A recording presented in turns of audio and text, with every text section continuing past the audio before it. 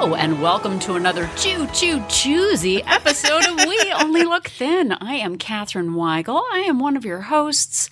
I have lost over 100 pounds and kept it off for over 6 years. Yeah. I'm a Thrive Global certified coach, a Tiny Habits certified coach, and a willing participant in a marriage to the guy right next to me.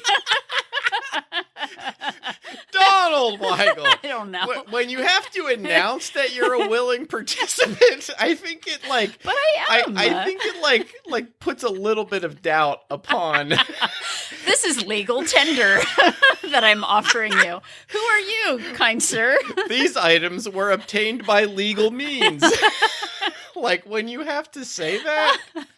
Okay. I feel like then people are like, maybe she's not really a willing participant in that marriage. Who are you? Hello, I'm Donald Weigel. I did say that, and I am also one of your hosts.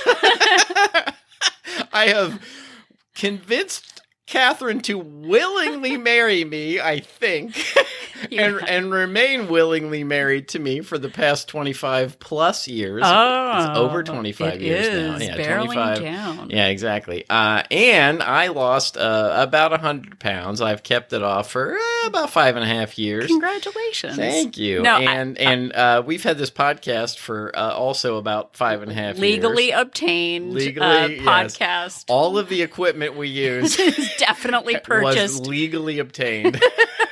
It does sound much more sus, as the kids say. Yeah, Don't the kids say sus? Do they still say sus? I feel like that was like a couple of years ago when sus was a thing. There are lots of words that I'm just not up on, but sus I'm going to stick with. I'm fine with it. It saves so much time. Well, the information we're about to give you is definitely not sus. No, that is something that we can assure you of. Yeah, but what is sus is that though you heard a podcast last week, an episode, we haven't recorded an episode in over a month. It's been like 5 weeks, I think, since we last recorded. We took off and landed.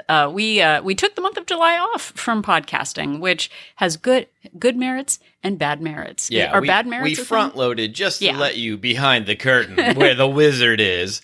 We front loaded. We did like a whole bunch of episodes in advance because we had a very busy July, including technically multiple vacations. Yeah, now we're actually getting into this. Very fortunate to have done it. Like absolutely amazing month of July. But we're trying to get back into it. But amazing things happened on vacation. Yeah, that's true. Yeah, so first of all, and this is long awaited by someone named Meredith maybe, is we went to Portland for one of my brother's weddings. No, not one of his weddings. One of his weddings. He's had so many weddings. Yeah.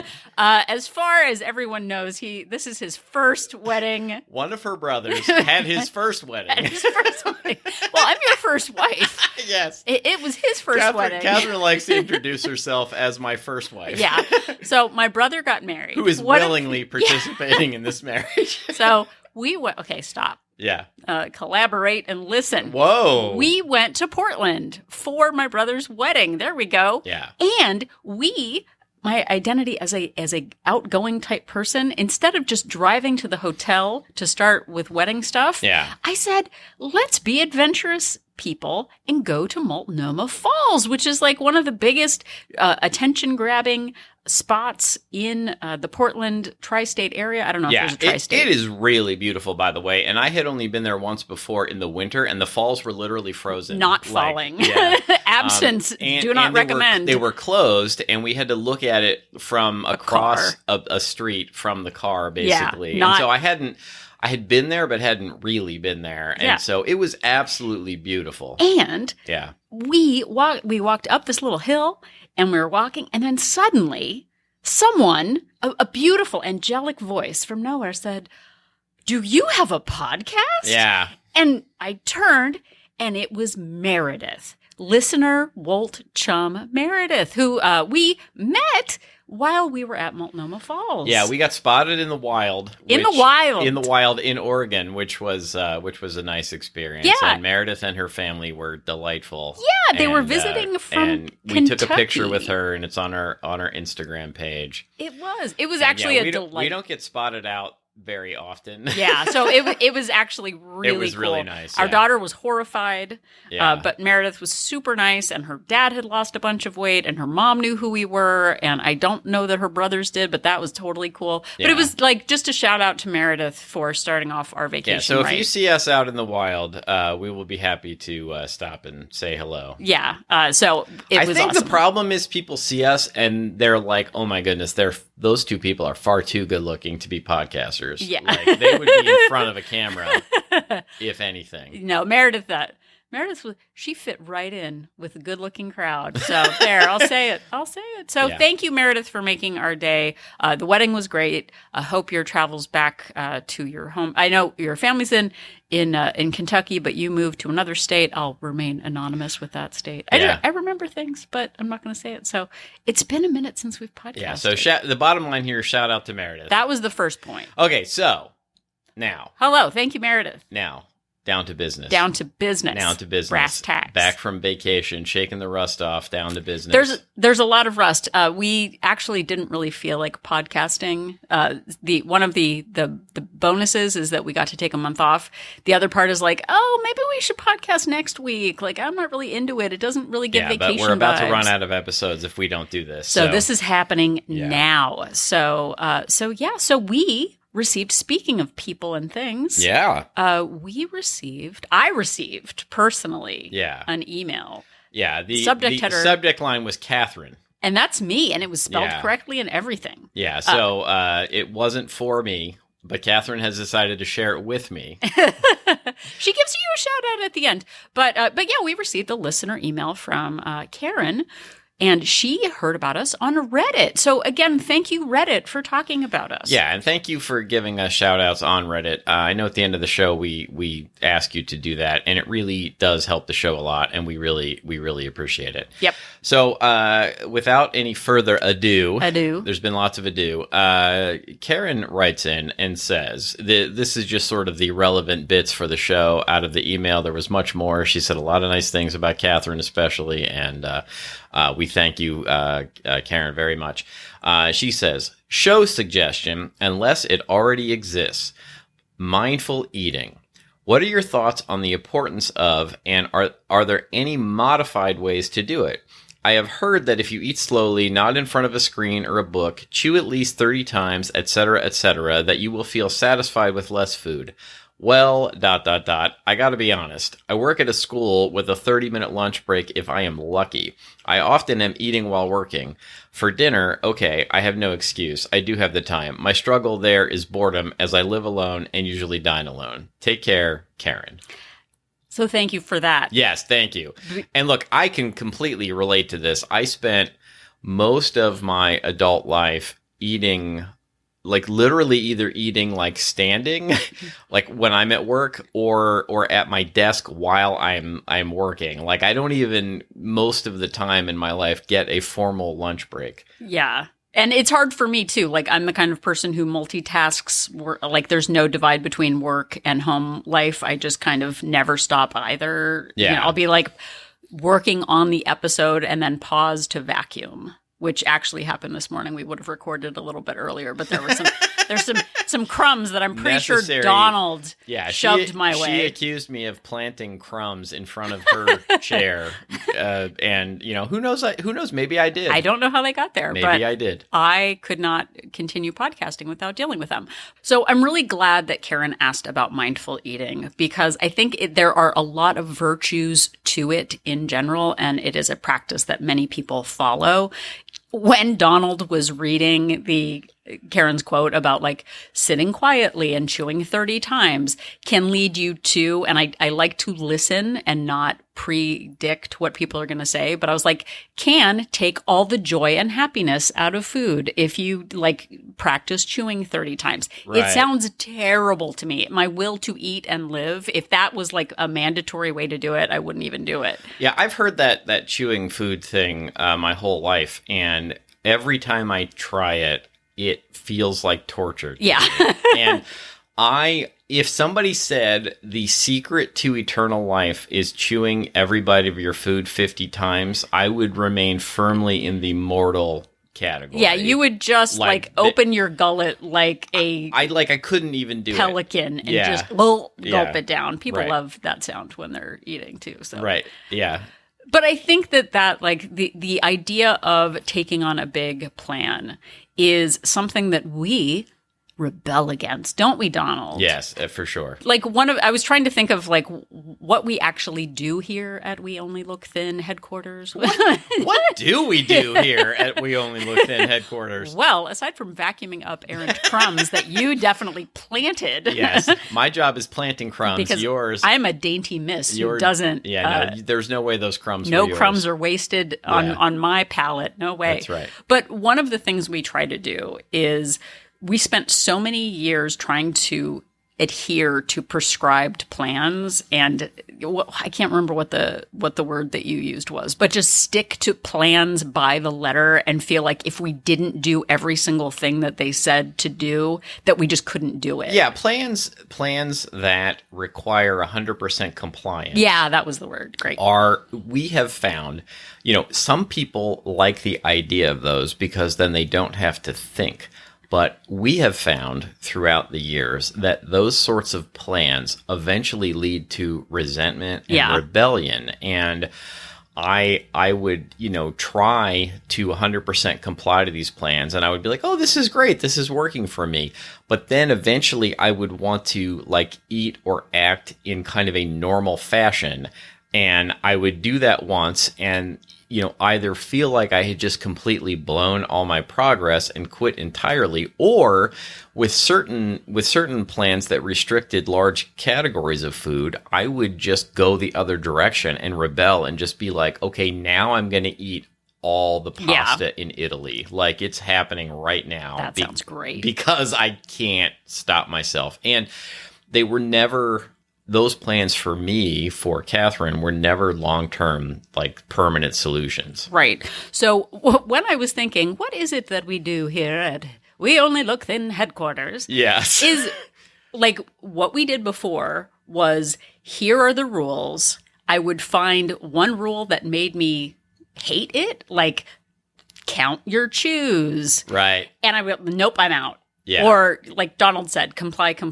Nope, I don't like that vegetable, so I'm not going to do it. But what we try to do, and I think the point of Karen's question was, how do you modify? How do you adapt something to make it work for you? And that is kind of what our whole message is what is out there and what can you extract from it that will make a plan that works for you? And the good news is that every plan is available to us. Yeah. And we can pull out one tiny little thing out of it that will help boost our own unique plan. The hard part is that you've got to come up with your plan yourself. Yeah. And that can seem daunting. Yeah. And we have found that taking the pieces of various plans that we actually, if not enjoy, but at least don't hate, has led to a sustainable, hopefully lifelong plan that we can adapt and change as our lives change. Like if we're in a season where we are able to, do a lot of strength training and really pour on the exercise, then great, we can do that. But if we're not, it's okay to back off of that and do a modified version of that and just sort of try and hit a standard rather than feeling like we're failures if we can't do everything that we've been doing. Exactly. So in part of this, when we think about a plan like mindful eating, maybe it's not a plan, it's more of an ideal. Yeah, I think it's sort of part of.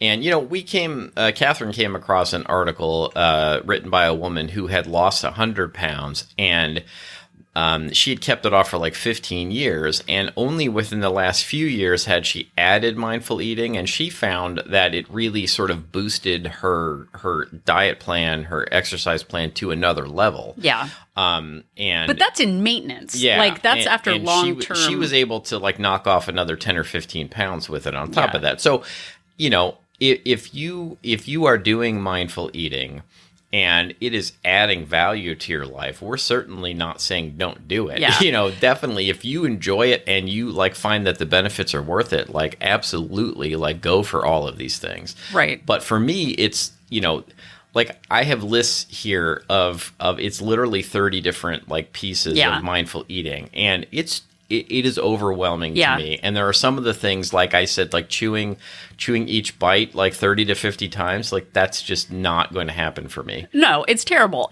So I think with any plan or idea like mindful eating, they make lists that are ideal situations. Yes. Like the absolute, like, here are the 90 things I do before I eat cottage cheese. Well, first I create a Tinder profile and catfish myself into dating myself.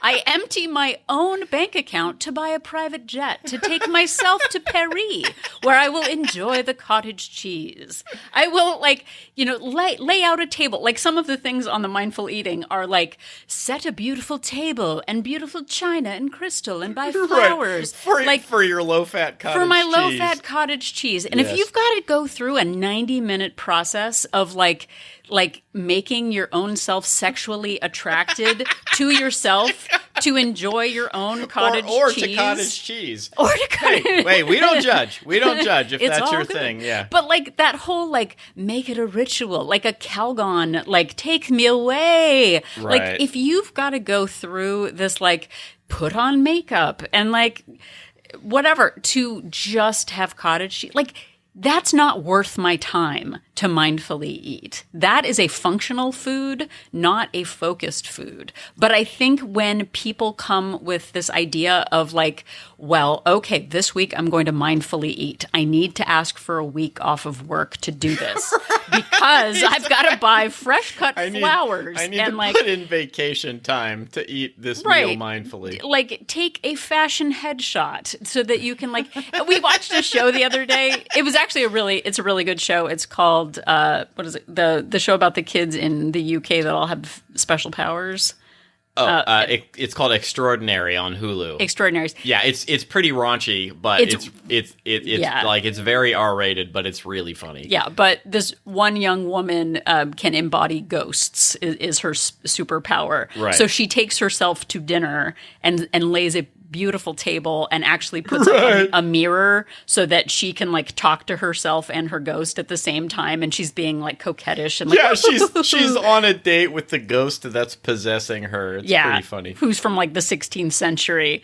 But if every flipping doodle meal, okay, I'm on my lunch break at work, I'm going to lay out rose petals and hire a violinist to can't do that. It's not realistic for most people to mindfully eat all the time. And I think that I used to do this with running. I used to idolize or idealize running, and I used to think that was the ultimate form of exercise. And I would run at different times in my life.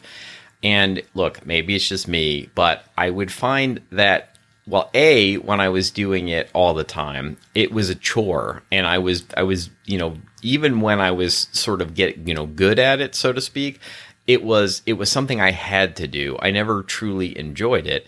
And two, I felt like I was getting hurt all the time, while I was doing it. It was, maybe I was just doing it wrong or whatever.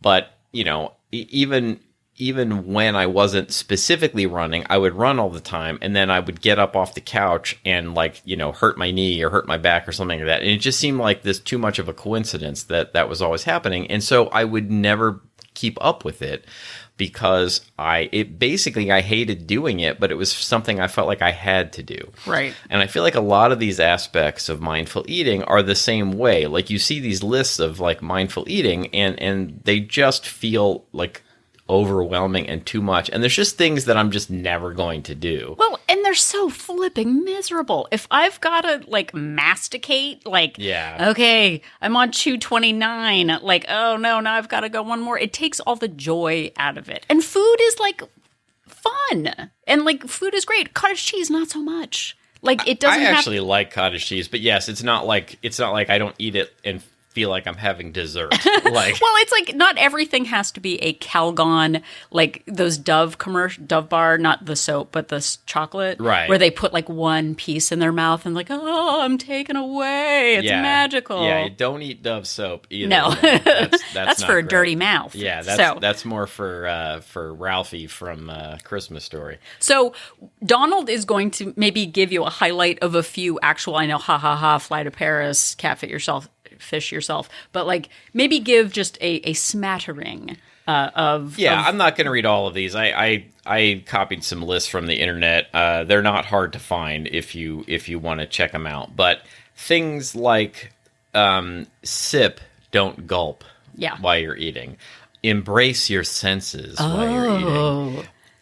Adopt an attitude of gratitude. See, now we sound all snarky. Like, if you're gonna do this, then take a 5-second pause between every bite. Eat with your opposite hand. Yeah, eat with your opposite hand. Put your fork down more often.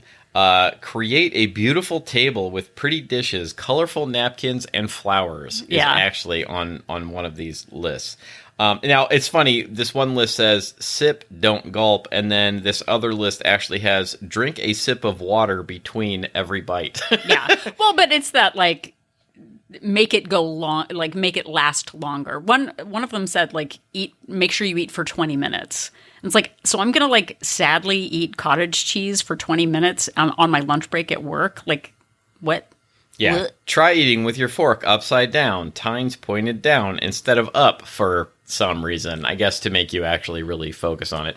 And so there, I'm pointing out the ones that I just could never do or would feel like super silly doing, or I feel like wouldn't really like help me. Yeah. There are definitely other parts of this, however. Karen asked, is there a modified version of this? Where I think that we do embrace some of the parts of mindful eating, and whether intentionally or unintentionally, we do some of these things. Yeah.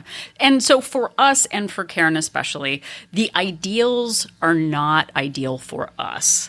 And having some standards around our food practices does matter. So to Karen's point, we can modify and extract things that matter to us. And just like Donald said about running and not keeping it up, finding something that you do like does matter. So the big questions I want to start with, and now that we're 90 minutes into the episode, is like, what would feel good about eating more mindfully for you? There have definitely been times where I've been distracted while I'm eating and I take the last chip. Yeah. And I forget that it's the last chip, and then I go back for another bag because I really want to experience the last chip. There are benefits to eating mindfully, because we do, when we eat mindlessly, then the food is gone and then we're still hungry and our brain wants more like dopamine hits because it doesn't remember the last ones. Yeah, and the classic Donald Weigel version of this is that I will really be looking forward to a particular treat, and then I will like take bites of it while I'm like emptying the dishwasher or something, or trying to read something online or something, and then suddenly it's gone, and I realize I didn't even truly like enjoy it or notice I was doing it, and then I feel cheated, and I feel like I need to have another one in order to like truly experience what the joy of eating it. Yeah. So for us, it's the like, what foods could you prioritize eating in a more meaningful way? So just like Donald was saying about the benefits of running, like running is ideal, that's great. But what do you actually get from it? What would you get from eating more mindfully? So for example, there are times, like we said, where there are certain foods that you really do want to prioritize. So instead of, for Karen, where it's like it's not practical during the work week, fine, then I don't really focus on eating mindfully during the day because I don't have the time to chew and to whatever. But what foods could you prioritize? What parts of your meals could you prioritize to savor those last few bites that really matter, to make sure that you're enjoying it? And I also think it's okay to eat mindfully some of the time when it makes sense. Yeah. Like when you're on your 30-minute lunch break at school that you know, barely get and you're distracted by kids or whatever, that might not be the time to focus on it. But, you know, Karen says when she's home for dinner, and even then, I'm not saying, you know, what Catherine, I'm sort of repeating what Catherine just said. You know, I'm not saying you need to do all of these things for the whole meal at home, but maybe, you know, for your dessert or for, you know, maybe you make yourself something that you absolutely love. Like maybe you focus on the last few bites, like specifically. Or what about the first bite? Yeah. They always show that in the commercial, right? Right. You getting into the bath, not 30 minutes later when the bath is cold and the kids are yelling outside. Right. Or like whatever. But what about savoring the first bite of something? Like, oh my gosh. Okay. Those Calgon commercials, even when I was like 8 and the mom, like the kids were screaming, Calgon, take me away. I was like, Calgon needs to take them away. Like they're the problem. Kids. Yeah. Because like, but that's the thing with mindful eating too, is like, okay, so I'm sitting in the living room and I can't listen to my podcast. I can't read a magazine. I can't watch television. So I'm sitting in my living room, sadly eating cottage cheese. And all I see around me are my to-do lists. Like, that's why I'm watching TV or scrolling on my phone, is because it gets me out of life. Like, Calgon, like, if all the kids are still screaming below you, you're not going to be able to, like, chew 30 times because people are asking you for stuff. Yeah, for sure. Rah, I'm mad. So in order to calm you down, why don't you give us a few things that you do that are sort of, I don't know, maybe easier to do. Yeah. Thank you. Than some of these other things that we've talked about. For being my calmer downer. You're welcome. I appreciate it. You're welcome. That's You're what my I'm here Calgon. for. That's what I'm here for. Calgon took me away. Calgon, yes, exactly. Okay, so these are the kinds of things that we do. Again, if eating mindfully all the time isn't practical, pick a particular day, morning, time where eating mindfully matters to you. For me, I love a cup of coffee quietly on a Sunday morning. Yeah. Like, savor that. Decide that this is the time that you get to focus on what you want to savor. I also pair my savoring with something that actually matters. So, for example, instead of being non-compliant because you've got the whatever on, pair eating with your favorite TV show, with your favorite podcast, with a book. It's okay to have multiple, like, your brain is doing more than one thing. You're chewing and you're watching television. If that brings you joy and happiness, why not do that? Yeah. So, the idea for me, most of these lists start with, don't have any distractions going on. Don't have any screens, anything to read. Like, that sounds like torture for me. But the old choose your own adventure books. Yeah. Like, choose your own distractions. Choose your own adventure. Yeah, exactly. That's a good one. Yeah. So, or CHEWS, See? your own adventure? Maybe that's the name of the episode. We have like 900 names for this episode. So something that we do that is also suggested in mindful eating is eating off of smaller plates. We do that because it makes our brains feel like things are, more plentiful. We're eating on a small plate, but the portion doesn't look sad on a giant platter. Yeah, and that's a fairly easy one to do. You can do even when you have a quick 30-minute lunch break, probably. Exactly. So also, if you're eating on a paper plate at school or at work or whatever, get some nice paper plates. Go to Party City and buy some fun ones that don't look like sadness. That's also fine. We also pump up the volume.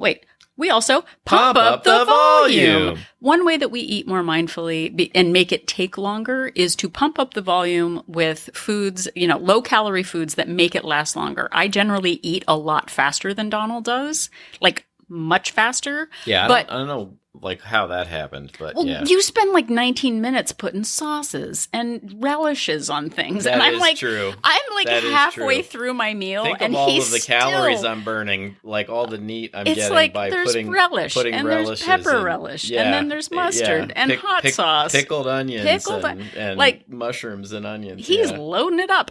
I do that like in the kitchen beforehand, but he's like doing it halfway through. Anyway, so pumping up the volume will help you. I love how this has become pick on me somehow. It isn't. Okay.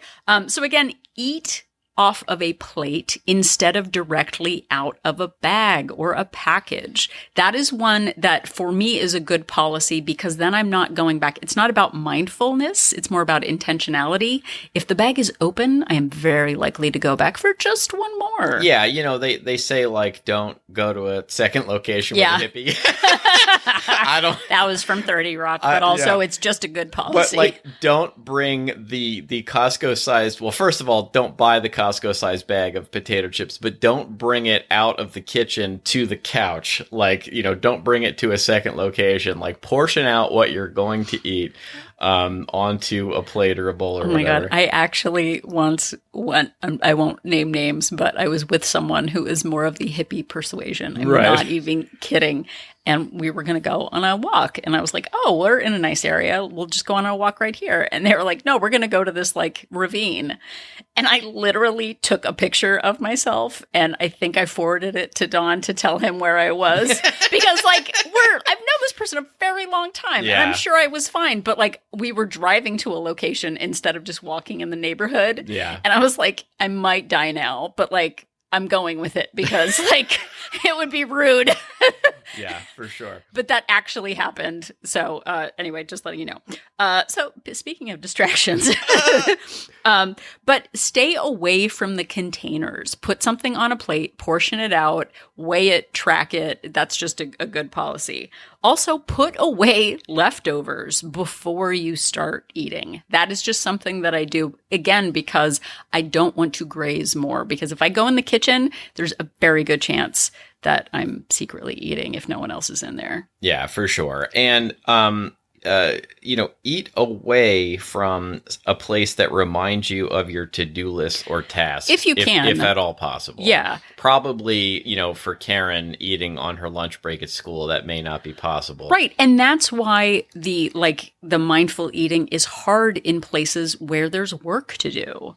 If you prefer to eat at your desk because going into the lunchroom, you're going to be brought into conversations and complaining or whatever, then sit at your desk. But part of the reason to pair your distraction purposefully is so that you can invest in a way that you want to. So if I'm sitting on the couch eating lunch and I want the TV on, that's okay. And I'm making that conscious choice because it distracts me from the crumbs that Donald has put. Yes, the crumbs I planted. But if I'm sitting at my desk eating and I'm randomly scrolling or I'm looking at to-do lists or all the things I should be doing, that's why I'm pulling back and looking at my phone because I don't want to think about all of my to-do lists. That's something that big mindfulness doesn't remind you of. Big mindfulness isn't coming in doing all your chores for you. Big mindfulness at their headquarters. There's like a giant brain. Sales are falling. Mindfulness sales are at an all-time low. Give me some ideas. Yeah, but if every once in a while, like I do, if it's a cool morning, eating I'll stop picking on your cottage cheese because I wish I liked it. It would be nice if I did, but I don't. Yeah, but if I'm going to have my yogurt and it's not a time where I can spend 30 minutes, mindfully thinking about its texture or its state of origin or the packaging, I'll go out and sit on our patio for 5 minutes. And Don will say oh, do you want me to come with you? I'm like, I'm going to finish this before you even come to sit outside. But I'll just go and sit out on our patio just to enjoy the moment. Well, and another thing you do that I don't think is on our list is you actually eat your cottage cheese. You eat your yogurt with a small spoon so that you have to take more bites. I'm assuming it's so that you have to take Demitasse. More bites. It is. Yeah. No, the size of the spoon or fork actually does matter. I've posted about that. I have these little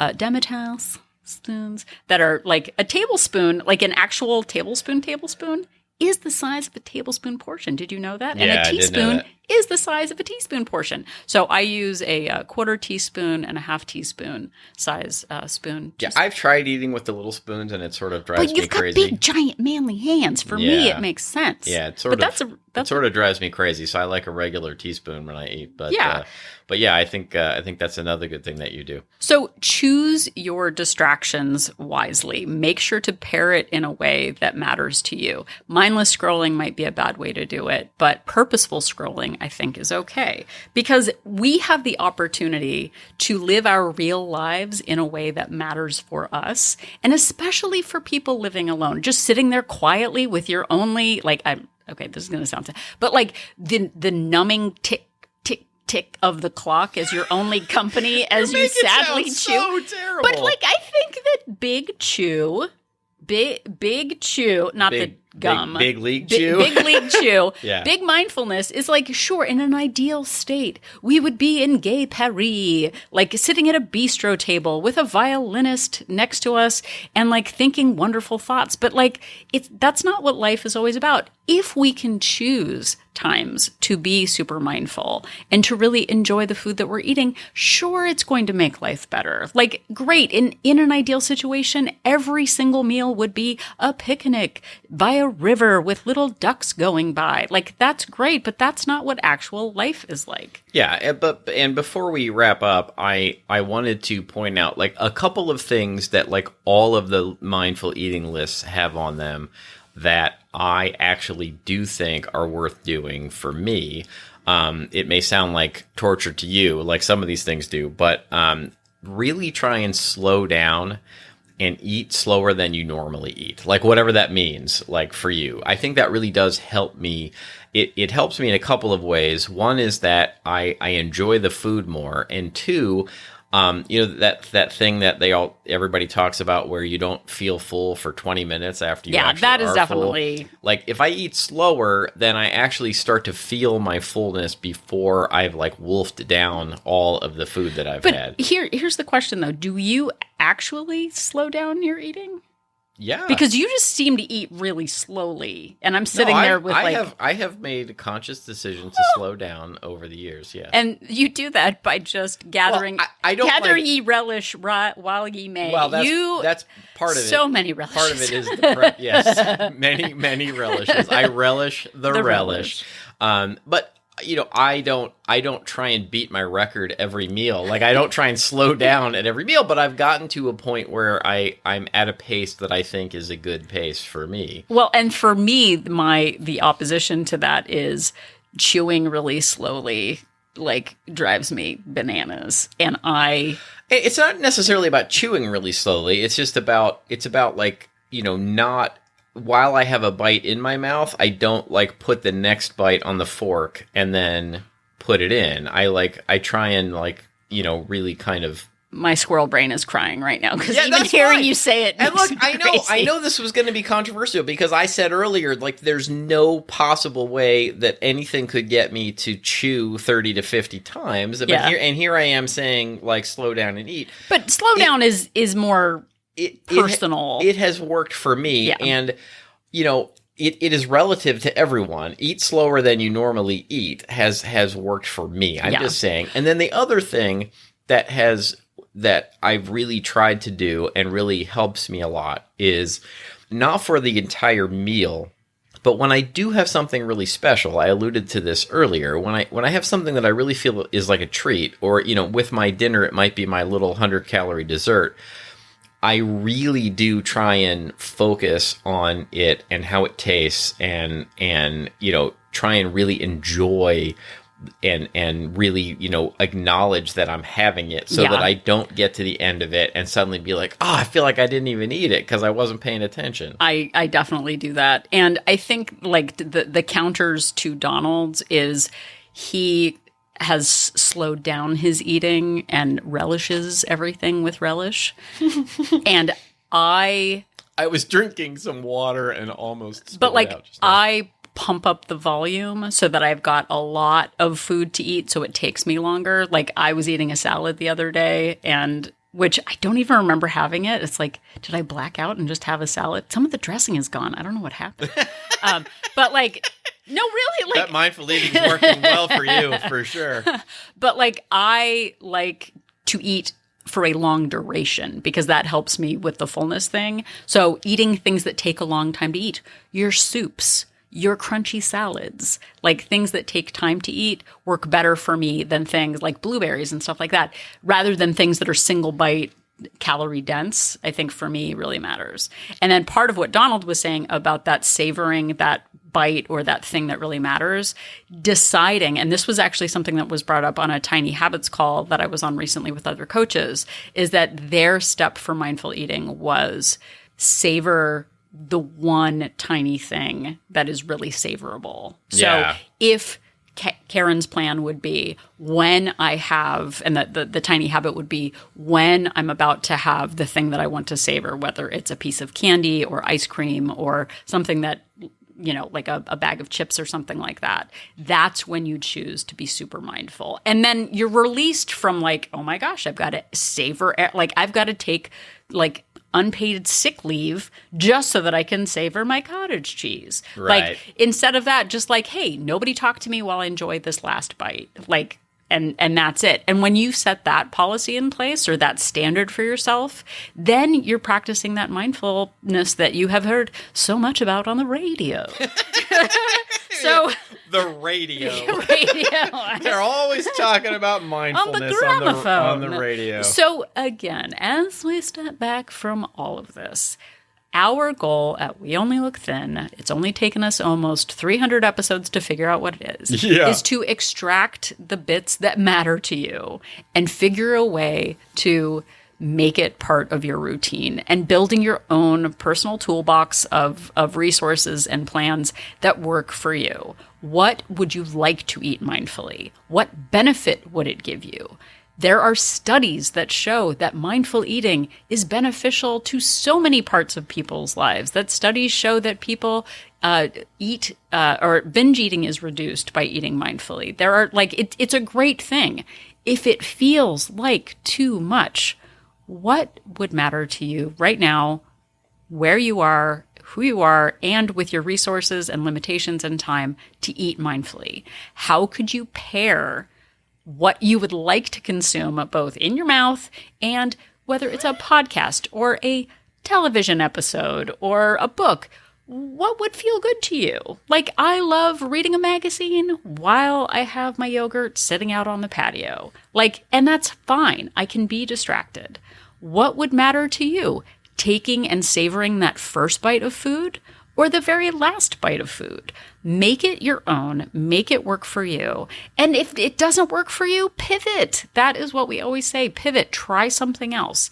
See what works, see what doesn't work, and adapt to make it work for you. That's what we have to say. Absolutely. And thank you so very much for listening. Thank you for willingly participating in this episode of this podcast. Just as Catherine has I'm really sorry. Has made it clear that she is willingly participating in our marriage because that was necessary to say. No, but like, don't eat mindfully and cry about it and then have all the joy sucked out. There was one thing that I saw that was like food is for nurturing your body. No, it tastes good. It's okay. Yeah, it is. And look, I think, I was just trying to wrap up the whole episode. I got more things to say. Catherine kind of said, tiny habits it. You can go and find one of these lists, find one thing on the list that sounds good to you and try that. And if you like it, try another one. And if you don't, try a different one. Yeah, it's cool. And move on. But thank you so much again for listening to this episode. We are grateful for each and every one of you. It really does mean a lot to me that people all around the country, like Meredith from Kentucky, are listening to this show and hopefully getting something spotting us in the wild. And spotting us in the wild, I know, like a gazelle. It really does mean a lot. If you enjoyed this episode, there are almost 300 more. We're coming up on 300 total episodes pretty soon here. Yeah, available wherever you found this. We're available on all the major podcast podcast platforms, and also anytime on our website at weonlylookthin.com. Yep, and if you are at weonlylookthin.com, you can click on that link for Join Our Support Group to find out more about Wolt Place. Wolt Place, We Only Look Thin Place, is a Facebook-based accountability group for women. We are not a weight loss plan, but we are a place for support and suggestions. We have Zoom meetings weekly to talk about issues. I give presentations, and we also just have lots of great candid chat about things that are like hard to talk about in public forums. It's a safe space. We would love to have you join. And if you are interested, we have 2 subscription options, a monthly subscription with a 3-day complimentary trial and a 3-month subscription with a 7-day complimentary trial to see if Wolt Place is right for you. So check it out. And you can also interact with us in other ways on social media. We are on Instagram, Facebook, and I guess it's called X I don't want to be on X. Yeah, I don't. It's I weird. wanted to talk to you about that. I don't like it. I haven't actually tweeted in a very long time. I know there's a new thing called like Thread or something. Yeah, but I don't Thread. I joined Threads personally, and I actually kind of like it. As someone who is in Gen X, I just don't. All right, so let's for now say we are on Facebook and Instagram at We Only Look Thin. Thank you. I appreciate that. Thanks for workshopping and you can interact with us there. Or you could also send us an email just like Karen did, as you have just witness with your own ears. Can you witness things with your ears? Yeah. We have turned many listener emails into episodes of this show. We really do appreciate your episode suggestions. We answer questions there. We also enjoy just getting some compliments via email. That makes us feel good. So if you want to reach out to us via email, that is weonlylookthin@gmail.com. Yep. And if you have a couple of extra minutes, like Karen did, not only did she send an email, but she gave us a great rating and a great review on Apple Podcasts. Thank you, Karen. You're a fine human being. Thank you. It really does make a difference to know that after all of these years, we are getting new listeners, and people help us by posting reviews and stars and leaving a special note saying that we're awesome, because we've been doing this a long time and it's great. It not only does it help boost our ratings in Apple Podcasts, but it lets us know that what we're doing still matters after all these years. Yeah, and we got a 5-star rating recently in which the person said we were very silly, which is true. It's true. It's not wrong. No, it's accurate. I defy you to find one silly thing in this episode. You can find many silly things. And another thing you can do is just tell somebody about the show, whether you're face-to-face, whether you're in an elevator with strangers and you just want to bring up our show for some reason, if you're in a conversation. Or on Reddit. Karen found out about us on Reddit. I was getting there. I'm on Reddit a lot. If you are on Reddit, there are many really good Reddit groups out there where people actually do give really solid advice on weight loss and fitness. People will oftentimes throw out some of the like wackier fitness ideas. I'm very impressed. There are always people who bring it back to like science-based reality.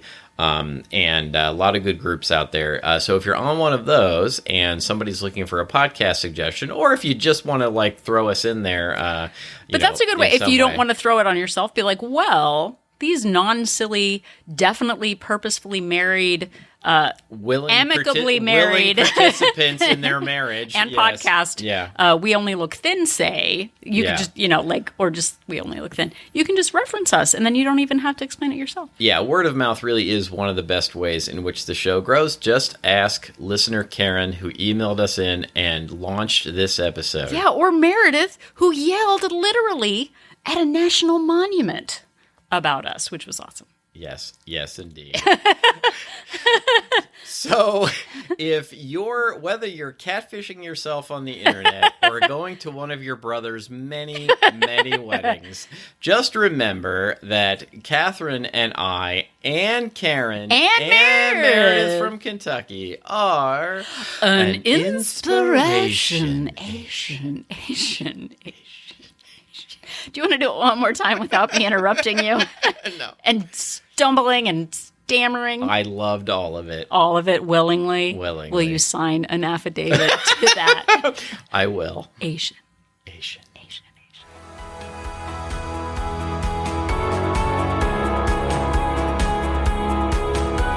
The information that you hear on this podcast is for informational purposes only. The hosts are not medical professionals.